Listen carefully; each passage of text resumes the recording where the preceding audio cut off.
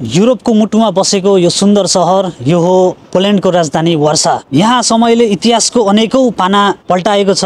यही इतिहासको साक्षी बनेको छ यो प्रसिद्ध क्लक टावर। वार्साको क्लक टावर यो अद्भुत वास्तुकलाका नमुना मात्र होइन, यो इतिहासको एउटा जीवित प्रतीक पनि हो। यो टावर वार्साको केन्द्रमा उभिएर समयलाई मात्र नभई सहरका परिवर्तनशील दिनहरूलाई पनि नापिरहेको छ।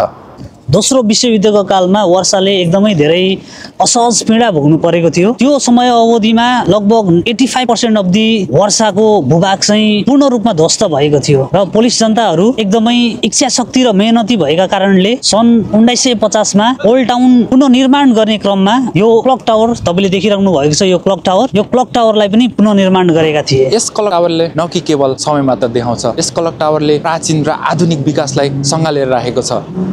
यो घडीको प्रत्येक आवाजले ट्वाङ ट्वाङ आवाजले वार्साको धड्कन सजीव बनाइरहेको छ।